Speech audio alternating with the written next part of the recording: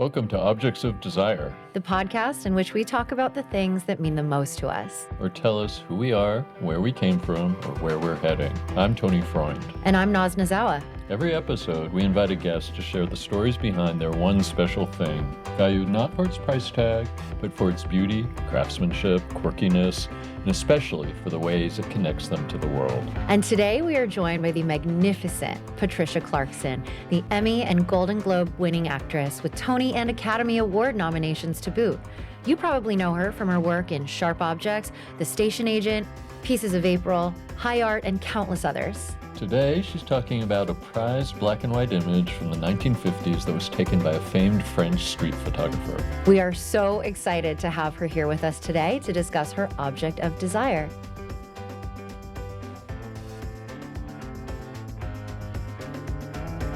Patty, thank you so much for joining us on Objects of Desire. I feel very privileged. The inaugural podcast taping, I'm here in my president of my co-op's apartment. Maybe it'll reduce my maintenance. And we don't have to reimburse you for taxi fare. No, that's don't. good What a for our commute budget. on the coldest day in New York history. Yes. Oh my God.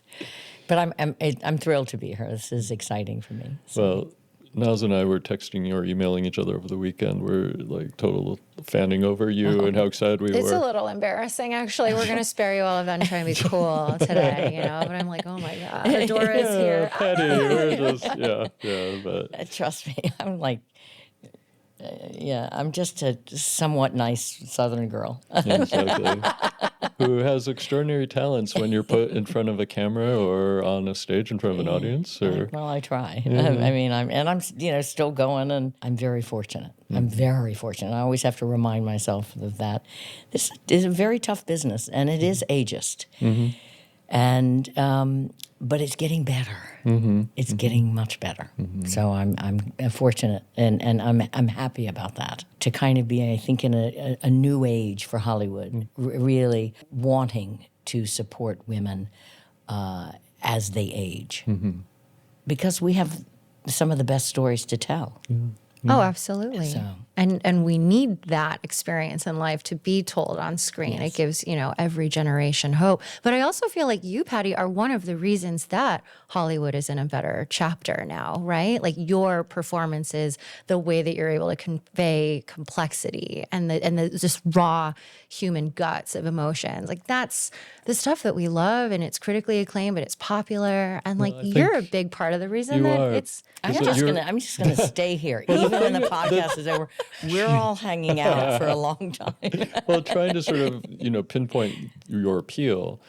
You're not only just an incredibly skilled technician or artist, but you're also, for some reason, which I want to get into, you're very beloved by a lot of people. I think you somehow have the ability to connect with a lot of different audiences. And so I think there's a lot of built-in just sort of love and goodwill toward you. And I think that's why your career will go on and on. I think it's because I'm still working. And so I now have a rather large fan base because I'm 400 years old and I'm older than the country. And no, but I've been through so many people's lives in my films. I was fortunate enough to make, I think, really good films when I was first starting in this industry, and so they live. They continue to live. They have survived time. Not everything I've done, but most of what I've done, I think I say with pride, has survived time. And that is difficult, and that's how I want to kind of continue on, is doing the things that really mean something to me. I don't want to work. I don't really need to work. I can finally say that, but I do love to work, and I love the experience of. I love new territory, and I love being frightened. I love being I love unease, because I have so much ease in my life, and I like the unease of not knowing if I can play this part. Yeah, let's sort of dive into what you have brought to talk about today and why it matters to you. Many years ago, I was dating a wonderful man. This was early 90s, lived in California. I was out there working, or I can't remember, but I was with him for quite some time. Beautiful man. We had a love affair. We had a real relationship. It didn't work out, but he gave me this beautiful Robert Doisneau photograph that I had never seen before, called Bebop en Cave. It's Paris, 1950. It's this beautiful white woman and this black man dancing together in a club in Paris. And of course, there's much significance, cultural and historical significance in the photo. But there's something in the photo, it has a very prominent place in my house. So I look at it pretty much every day. And it thrills me every single time I look at it. It melts me because I think it's just romantic, exquisite. Robert Doisneau was a brilliant photographer. I mean, he took these many iconic photographs. The most famous of which is The Kiss. The Kiss. But this, to me, is just exquisitely beautiful. And I love this woman and this man. Mm-hmm. I love their bodies together. I love her stockings. The black heel, old-fashioned stockings had a black heel, and you can see her stockings in her beautiful shoes. I love the position of his legs, and it sends me, and I want to look at it the rest of my life. Mm-hmm. But it also has another, kind of beautiful significance to me. Anyway, so this wonderful man I used to date gave it to me. It's also a fond memory. I mean, I think it's nice that I have a fond memory of a past lovers that we've had. Yeah. And, he's a remarkable man. He came to see me in Long Day's Journey into Night in London recently. So, So we still keep in touch. Yeah, we still keep in touch. Wow. And he's a beautiful man. And so, but it didn't work out. But I have this photograph. So, but there's also something interesting about this photograph. The woman to me looks like Katie Holmes. Look at this. I was going to say, I saw that and so too. I did this very beautiful film called Pieces of April that I had an exquisite time on. And Katie Holmes is one of the most, she's really represents the best in our industry. She's a beautiful woman, inside out, every inch of her. She's kind, gracious. And I had a beautiful time playing her mother in that film. And I loved everybody. Peter Hedges, just a brilliant writer, great director. It was such a beautiful experience. And so when I look at the photo, I think of Katie. Mm-hmm. I think of my past boyfriend. It holds a great significance to me in my life. And I just, if God forbid there's a fire, that's what I'm going to pull. That's what I'm going to grab. I'm glad you said that because I thought the exact same thing. And also in that movie, Katie Holmes is involved in an interracial relationship. Yes. So I the whole significance of this, and the memory, because I'm fortunate in that most of the films I've shot, I have very fond memories. But that one in particular, because we had absolutely no time, no money, nothing. We had nothing. That movie was shot for $200,000.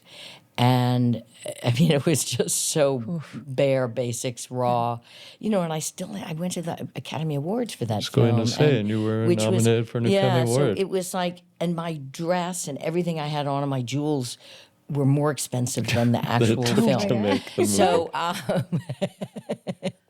I rewatched it last night, I have to say, and it wrecked me. I was in tears. It was beautiful. It's a very beautiful film, and one I'm most proud of, and one that actually has lasted. And, all my nieces and nephews now, they're grown and have watched it, and all of my, my friends' kids are like, God, Patty, I just watched, I saw this movie, Piece of April you did, and I love it, and... It's a very simple, straightforward movie, but it also captures the complexity of family relationships, mother-daughter. Yes. Oliver Platt is so sweet Oliver and charming. Platt is the biggest dreamboat. Yeah. I mean, and we were in this tiny little station wagon, and it barely fit all of us.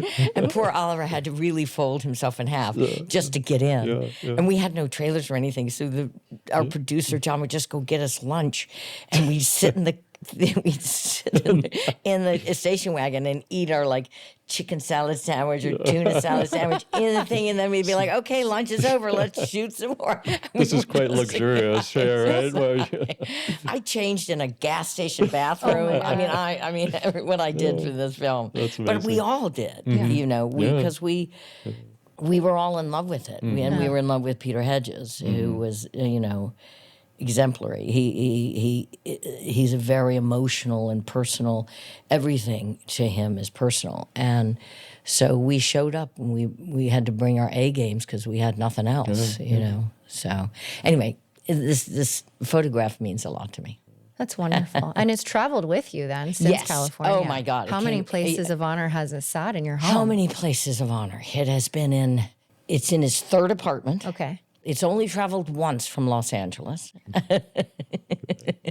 Not bad. But it has been, and I carried it on the plane with me, and to get it back from LA. Yeah. And it has, but it has traveled through. It's now in its permanent residence on my kitchen wall. And I have an open kitchen, so it's not like stuck in the kitchen. Yeah. My kitchen is a big open space, and it's on a red wall because I have a red kitchen. The walls are red. We call it black Ricky and Red. My dear friend is an interior designer, and it's his red, Ricky Red. Ricky Red. And it hangs on the Ricky Red wall, and I'll never move it.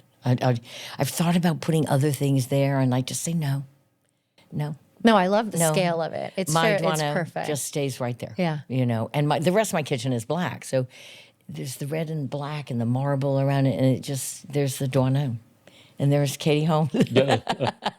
Well, it was funny because I also was doing a deep dive into Duano, who was known primarily as a street photographer, sort of capturing these moments. But then sort of late in life, there was a bit of a controversy about whether or not the kiss was actually the spontaneous moment, or he actually asked some people he knew to sort of pose this image.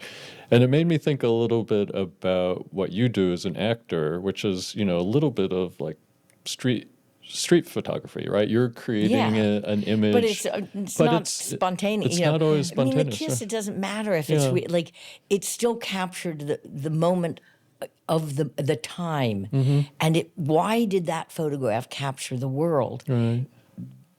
Because of what people had been through, collectively, Right. a world had been through. And so to me, it doesn't matter. It's still an extraordinary image.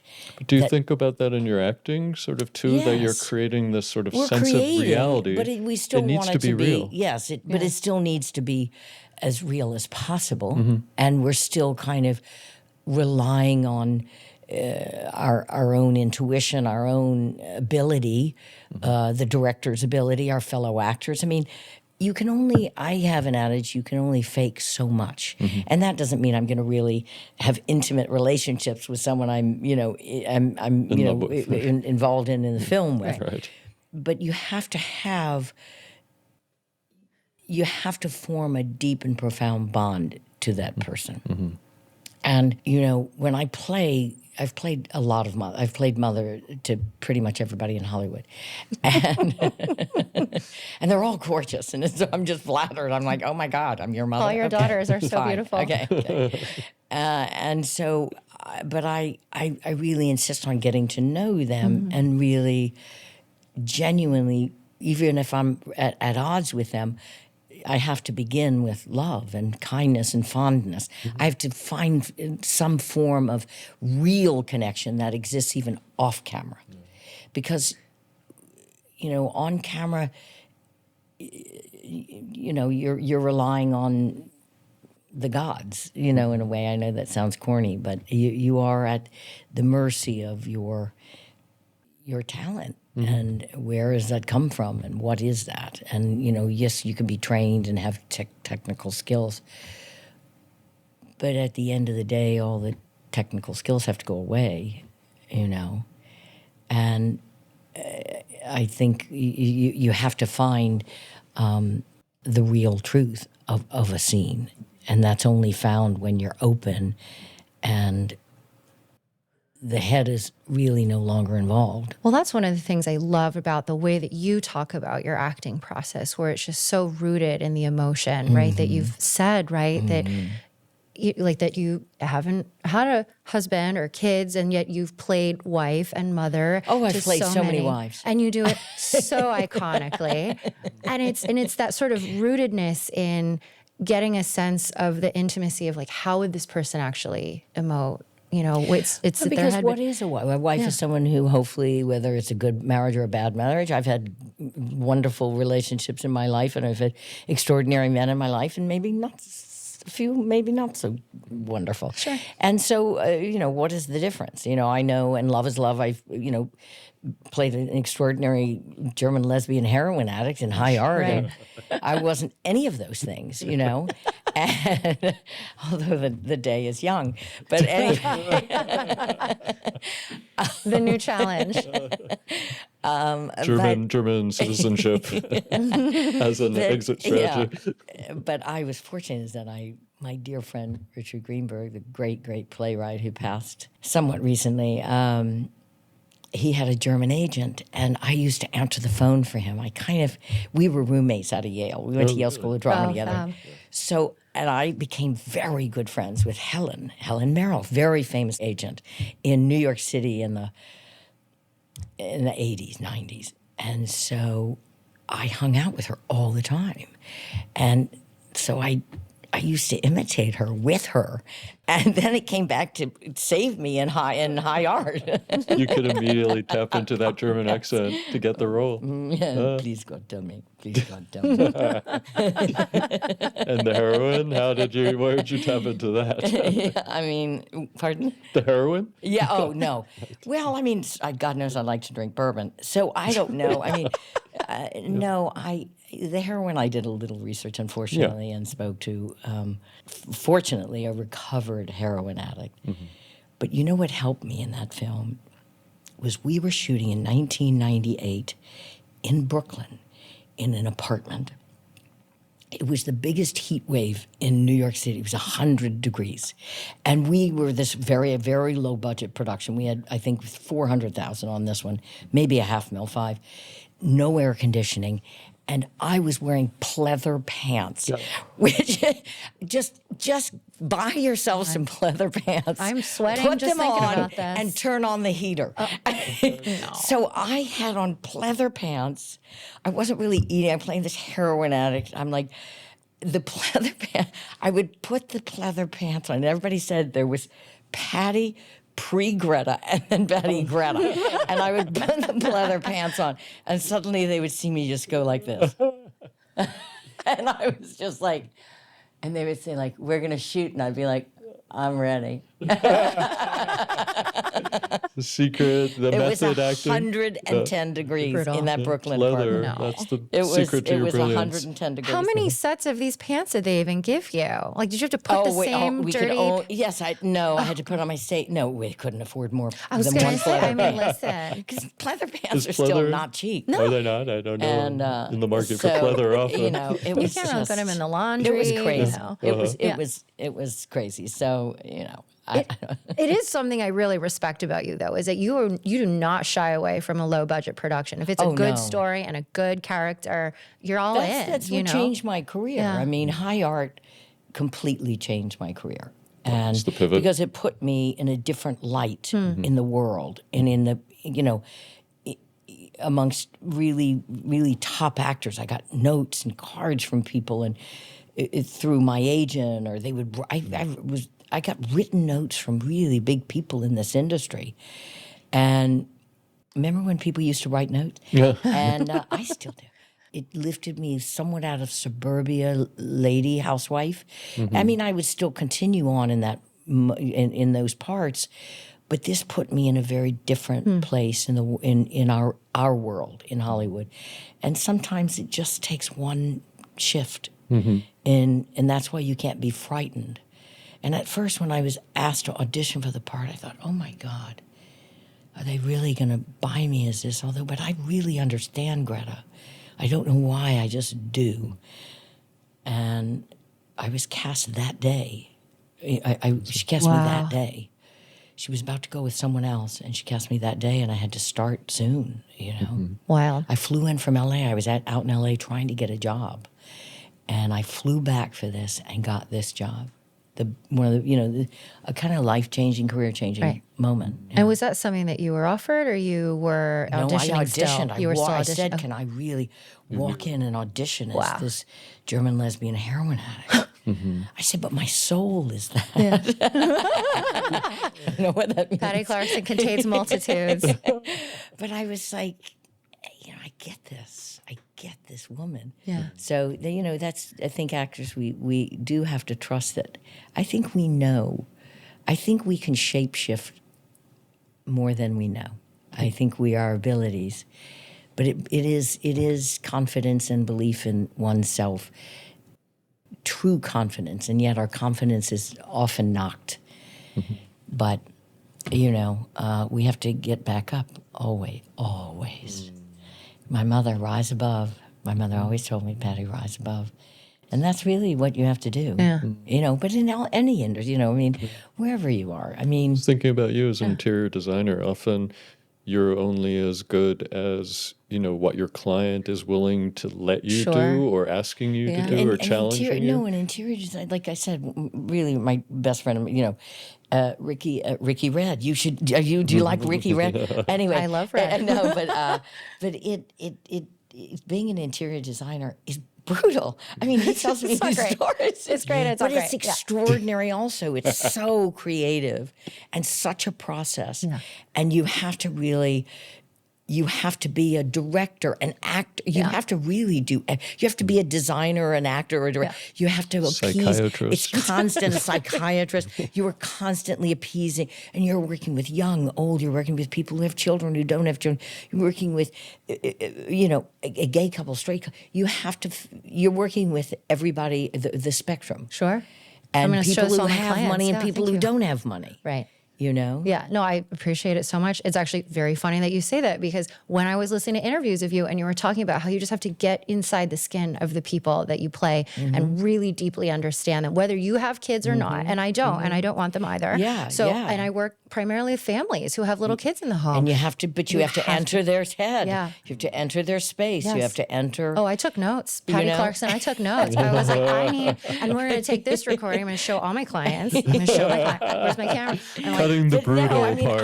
I do love other people's children. I have nieces and nephews that I honestly, genuinely worship.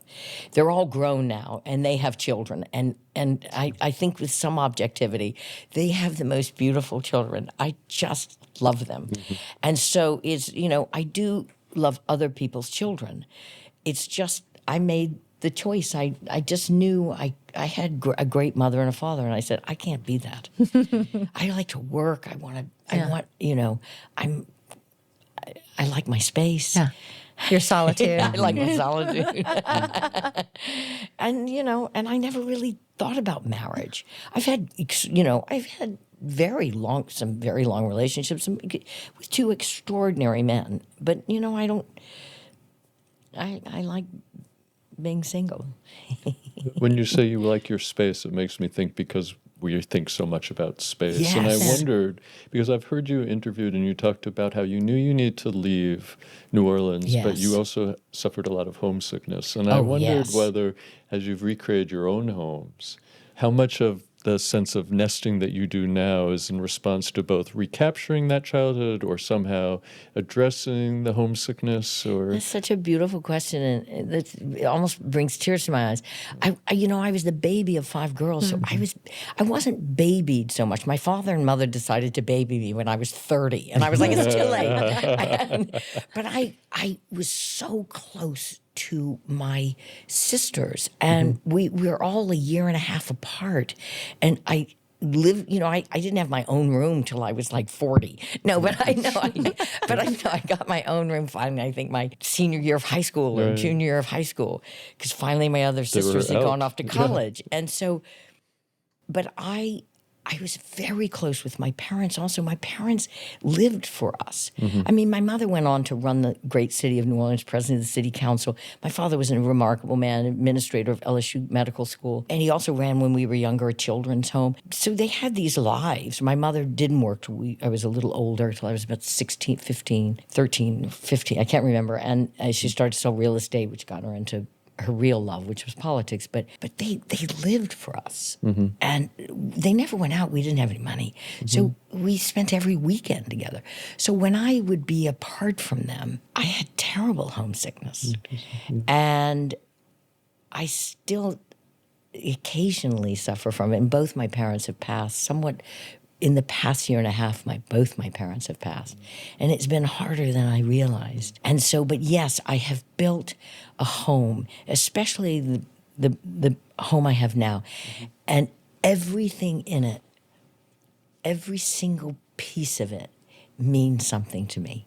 I just recently got my grandmother's crystal, that my mother left, that she inherited from, they're all the sisters, they're married, they have their own, I was like, give me the crystal. Like, I didn't get a wedding registry. I get this.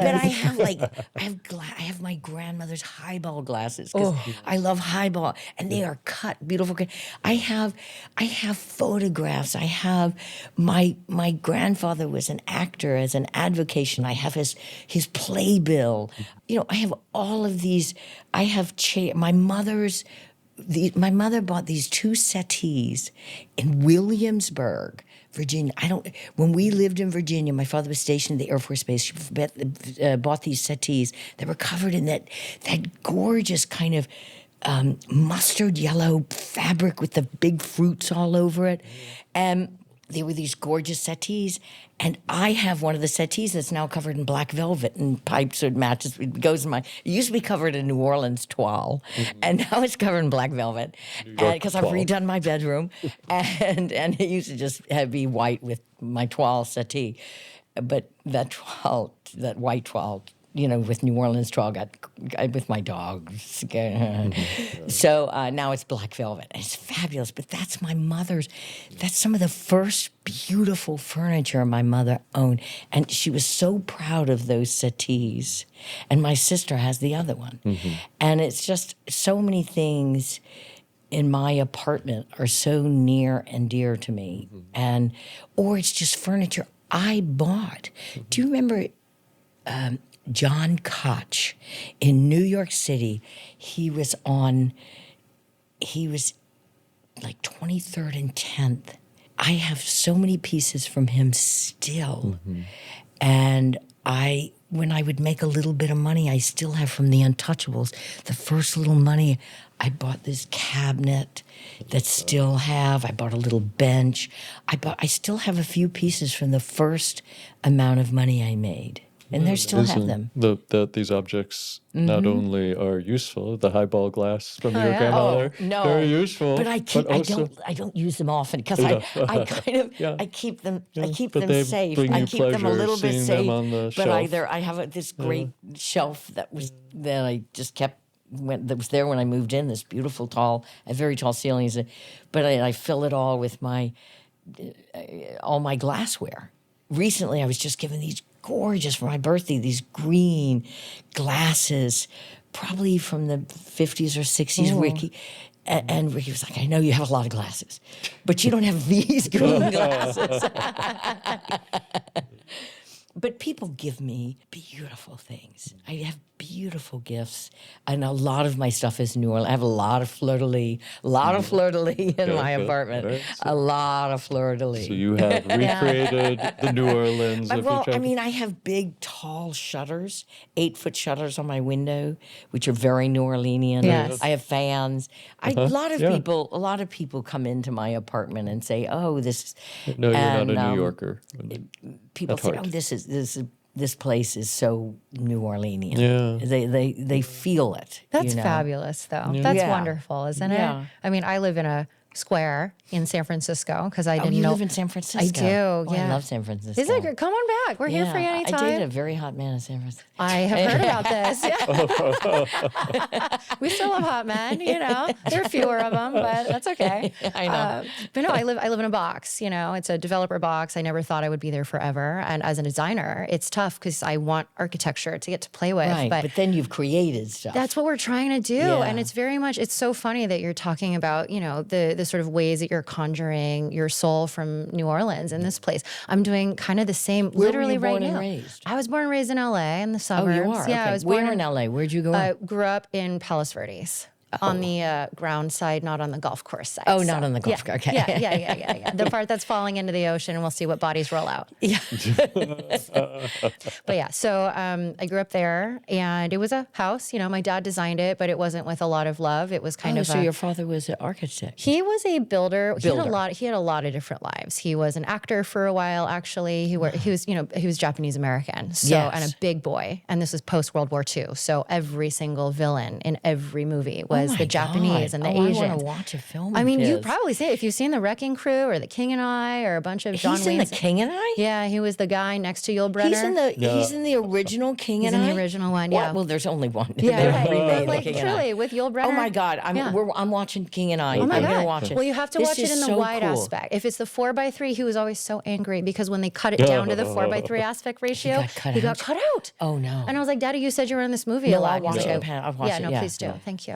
This is so cool. My great aunt Judy was in the trolley scene with Judy Garland and me Oh my being gosh, so low. kidding. She Clang, was clang, with the yeah, trolley. she's the redhead to Judy's right. My no Judy. kidding. Okay. I didn't know this. I had to. Yeah. Let's swap movies. Oh and my then, like, God! How wonderful. Yeah, we'll Patty, you think you're hot shit? Oh, this We've is got the Demai. real Hollywood This is cred Demai. here. I love these stories. So this is exciting. To learn more about our guests, their objects, and First Dibs, a leading online marketplace connecting design lovers with sellers and makers from around the world, please head to the description for links. I want to get back to photography for a second because I was thinking too, had an early mentor who was a great art writer and critic, and this was even in the early aughts, so this century, and he said to me something along the lines of photography is not a real art form in the way that painting or sculpture, because it relies on a mechanical intervention. And I wondered if there's the same idea for actors between, or maybe when you started, or if it's still between stage acting and film. Like, is working in film somehow slightly less seen as a lesser art form because you're relying on all sorts of technology? I think I thought that at first because when I was studying at the Yale School of Drama, when it was still called the Yale, it's now the David Geffen School of Drama. Oh, really? But when I was there, we didn't study film. We didn't study. It was all act. It was all theater. It was all, and I think I didn't really think of film, But now that I've done so much film, and still continue to do theater, I think they coexist. I do think they still require the same discipline. They still require. I mean, theater is more taxing. It is, doing 8 shows a week of Long Day's Journey into Night. I'm still recovering from playing Mary Tyrone. Okay, and that was 18 months ago. I I'm love still Eugene recovering. O'Neill, and I think that I'm very sad that I didn't get to see you in that. It was brutal. Yeah. Brutal. But I did it with, Brian Cox, the great Brian Cox. And it was a beautiful cast of wonderful actors and playing my sons and the Irish maid, beautiful young Irish actress. And what it requires is almost, it's Sisyphusian. You're really climbing a hill every night that you're never going to really reach because you can't really fulfill O'Neill every single night of every single inch of O'Neill. But you get as close as you can because the breadth and depth of the material is so vast and so enormous. But you're going to attempt every night to give it everything you have. And we really rethought Long Day's Journey, Brian. We thought of it as a love story, which I am shocked that people have never thought that about James and Mary Tyrone. I think they're deeply in love and passionate about one another. She's a morphine addict and he's an alcoholic. So hey, I think that goes together very well. And she's a loving woman, except when she's high as a kite. Right. And so, anywho, but I have tremendous respect for film. Also, film is brutal in other ways. Yeah. Creating these enormous emotional scenes where, at least on stage, you have the build up to it. You have the whole relationship. You have everybody right on in the moment. A lot of times, often in film, you have to walk in and fall completely apart in a scene, and the preparation for that is so deeply personal, and so it's a lot of self-exploration and a lot of deep dive into your past and present. A lot of your present comes into emotional scenes too, things you have to reckon with, and your relationship to the person in the scene. But sometimes you're alone, and where does that take you? So the film, I have great respect for film acting, for film actors, and many who have really just made a life as a film actor, and they're great. I want to be them. It's not a lesser skill. It's no, not at all. Yeah. No, it's just a different skill set. It's very different, but they are on par. I mean, it's a different set of muscles. Right. It's like the fine muscle. I mean, at least when I get to observe the two, distinctly, the soft emotions and the very quiet emotions, and the way that your eyes can change or your cheeks change very subtly on camera, and it conveys everything. Yeah. You don't really get that on theater, right? So it really is a different you can, muscle. depending on how small the theater is. Yeah, sure. For some huge, but it is really carried by the body, the face, the voice, like the whole face. Yes, and that's why, but still, I had a great movement teacher at Yale, and he said, people. He was from Brooklyn. Hey, people. He was brilliant. He used to dance with Martha Graham, but he was. He said the body never lies, and I think that's true in theater and true in film. Your body still is going to carry your words, your emotion, your eyes, your lips, your heart, your soul is, and that's why. Either film or stage, you better have it in every inch of you, or it's not going to work. And that's the hardest part. You're one of the rare actors who goes back and forth. Well, I mean, I'm not doing theater right now. No. A long day's journey, we'll see. We might still bring it in. We might still bring it in. Yeah. Pardon. We might still bring it in. So we'll see. But no, I'm about to start another film right now, and it's very exciting. Yeah. Yes. With a hack director, I think. Just an unknown director. We wish him well. Named Martin Scorsese. Okay. And he's very lucky he's to have divine. gotten you. He's absolutely divine. He's one of the great human beings on this earth. I mean, he is. He just is. If you know him, I did Shutter Island with him, and I know him, and he's. It's a very exciting time, and I'm going to work with Leonardo. That other. Unknown young actor, up and comer, and another actress named Jennifer Lawrence, and we wish her well. And but it's a beautiful movie, Amazing. beautiful, and I get to play. It's a great. It's very glamorous. It's very glamorous. It's the opposite of Shutter Island. It's very glamorous, very sexy, very glamorous. To die for. Oh, I can't wait to see. I want to ask you about costumes and sets too, like how much energy you get out of everything. those. Yeah. Oh, the costumes are everything. Yeah. Because they define the body. Yeah. And they define the exterior, which then also defines the interior. So costumes are essential. I have a huge costume fitting coming up on Wednesday. Oh, I'm like, oh God, okay. And is it? And I'm eating just vegetables. What? I'm starving. Yeah. Have we got any carrots for Patty? No, I'm fine. And is it collaborative? Do you? Yes. Yeah, I was just going to ask. Yes. Okay. And it has to be. And a set, sometimes we can have a say in a set, and I'll say, like, I think she wouldn't she would have a desk. I think I need a desk, Yeah. you know, or I think I don't like this chair. I feel like Edith Head. Is that an old reference? Like, remember Edith Head? I know you guys, you know, like it makes me feel tiny. Yeah, and yeah, I think yeah. if you need to feel large Right. in this scene, or Yeah. you know, you can. I've made suggestions, but most of the time, I think set designers, they get it right. So on set design, sharp objects, the Yes. gorgeous home. There's a scene where you're walking through and giving a tour, and Yes. you point out the French-made wallpaper. Was that something that you were Was part of? all. That was improv in the last Incredible. minute. So wait, this is how Jean-Marc Vallée, one of the most, a stunning director, you know, from Montreal, Quebecois, I mean, as they come, and just this brilliant kind of madman. But that speaks to me. That's my kind of guy. Yeah.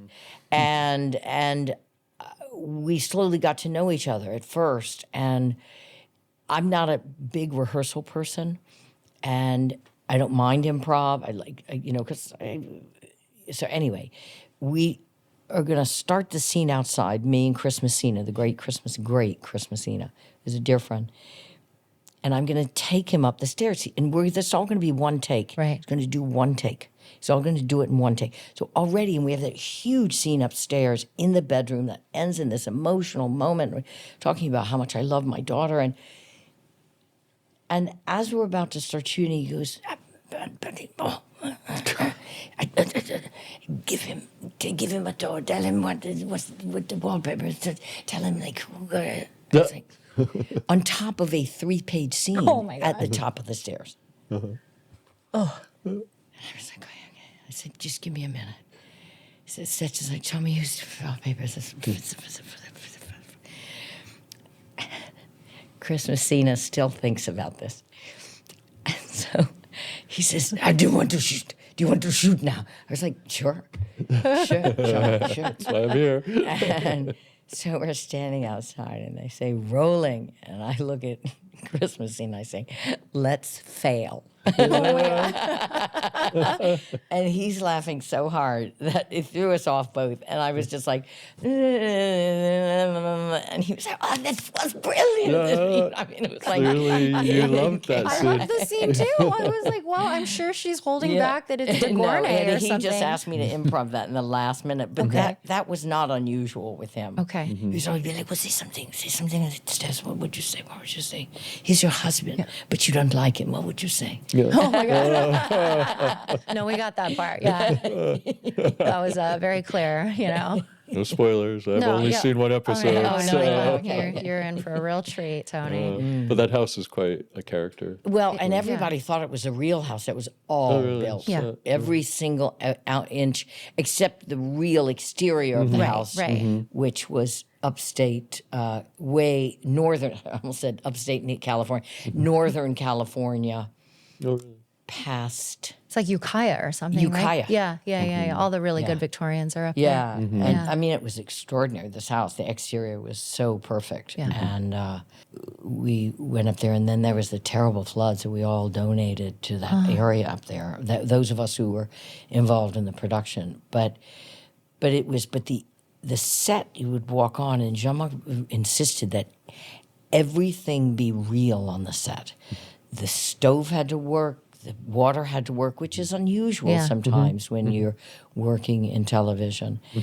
Everything was real. Everything, every day, which I loved about him. There was the verisimilitude. Everything to him was as though we are living in, like I really lived in this house. And when he came into this house, he said, this is your house, this isn't my house, this is your house. You know, he really felt that everything was connected, and it had to be connected to me, to my daughters, to people in the house. But the house was beautiful. It's sad to think that was torn down at the end. Yeah. All of that just ripped apart. On a soundstage, built on a soundstage in HBO, a soundstage in Silver Lake. Oh, okay. Wonderful soundstage. So we would, I would be driven out to soundstage and become my character, that lovely woman who She's Maybe not the best mother. My mother once said, Patty, please tell me God. Please tell me. I'm not anywhere in that mother you played. I said, no, Mom. That's perfect.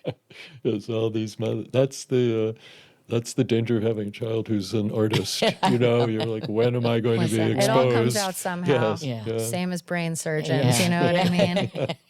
Well, I'm thinking about one of the most wonderful movies I've seen recently, which is Sentimental Value, which has almost as its star the house, that incredible house that, you know, I think sort of is a main character in itself. But that director is a brilliant director. Yeah. I mean, I loved his prior movie also, The Worst Person. Yeah. Is what's called The Worst Person in the The World. worst person on the planet. In the world, yeah. And that actress. Oof. She's great. Yeah. But everybody, and that Stellan, who I worked with long ago in Sweden. Did you? And he's just one of the great actors alive today. Yeah. And all of those talented sons he has. But the film is heartbreaking. And Elle Fanning I worked with also in a tiny little film. Were you her mother too? No, I was her theater teacher. Okay. Which, you know, oh my God. That's so And meta. she was 11. Oh. And you could eat her on a spoon. And I still have this little silver box she gave me, engraved with a little thing she said in the film. And Elle Fanning, just the most beautiful little girl. Every time when we see each other, we're always like, hey, because we just shared this little, because I was like I wasn't her mother, I was her theater teacher in this beautiful little movie that not a lot of people saw. And so, yeah, when I saw that film, you know, I have a deep attachment to the film, and I'm going to knock wood, I hope it does, in many categories. So. But so lovely. Although I'm an Academy. Are you? I'm an Academy person. Yes. Have you voted? Have you done your I've already vote? voted. I can't say who. Okay. All right. Well, when this airs, it will be post Academy Awards. That's so right. We'll know if you were prescient or if you're partying with Stellan somewhere in Elle on a tropical island or something, or not, or on the beach with horses and champagne. I'm glad those movies are still being made and still getting great acclaim. Those are the movies we need. And I love big Hollywood movies, but, you know, I'm glad these movies are still being made and really being seen. It's important for our industry. You know, it struck me so interesting because I obviously gravitate toward houses and sets and objects. And so I was thinking about Vanessa Redgrave walking around Howard at the beginning of Howard's End, walking around her house, and how, you know, the house stands in a way or tells you so much about the emotional state of the characters. I often wondered, are actors more focused on human interaction versus sort of their surroundings, like growing up? Both are essential. Yeah. No, Yeah. they're both are. I mean, of course, the people we are working with are of utmost importance, and our director, but our surroundings are essential, whether for good or bad. But I also just mean in your regular life. Are you much more, if you're walking down the street, are you much more inclined to be trying to figure out the dynamic between two people who are passing versus looking at the cornice of the building across the street? When I go and give a speech, when I go and talk to the graduating class of Fordham, every year, the graduating actors, I take out my cell phone and say, this is the death of you. Because in order to play life, you have to see it. In order to recreate life, you have to see it. And I said, I beg you to go to a concert and don't record a thing. Just listen and take it in, and then talk about it with no pictures, with nothing. Just take it all in. When I know everybody in my neighborhood. I know them. I really do. I take them in. I know their dogs. I bend down. I kiss on the dogs. I know the dog's name, sometimes not the person's name. That's a shared. But I That's do. very New York. I take everybody in as I walk the streets.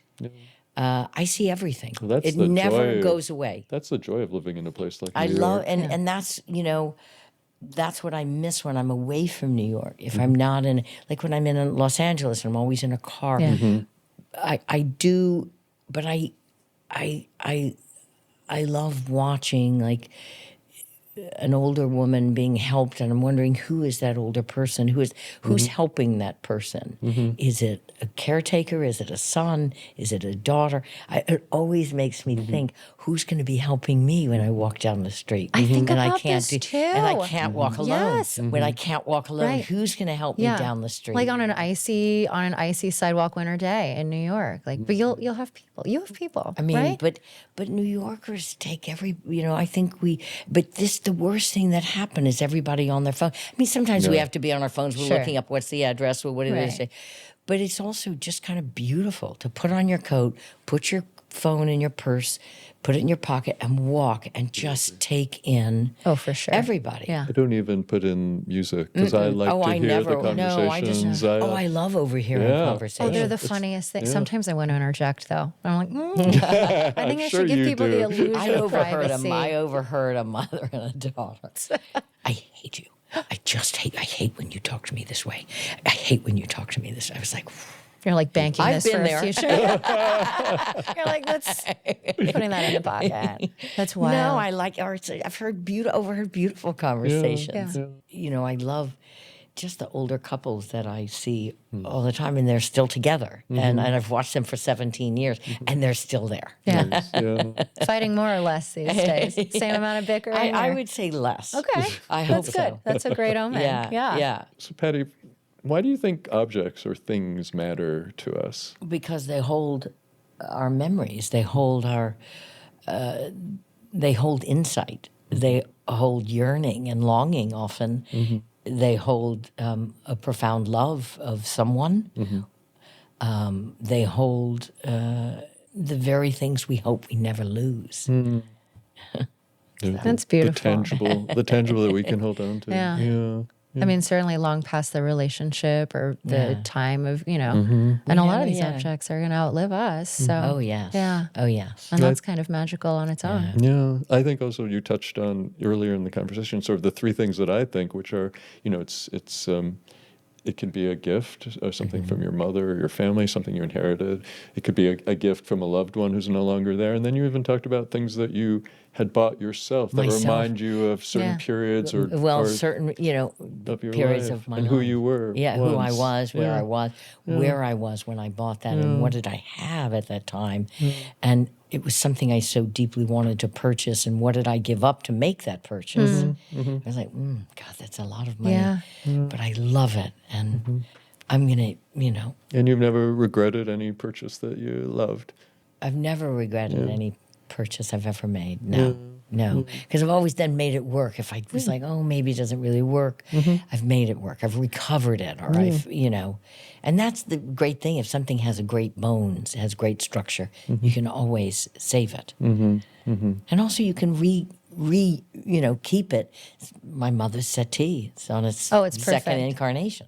Yeah. It's a gorgeous settee. It's just they don't make them like that anymore. No, absolutely not. Don't make them Yeah. like they used to. No, They don't make and even them. if they did, it's not the one that your mom chose It's in not the way. Williamsburg. My mother I mean, was that's so proud of those settees. They were so important to her.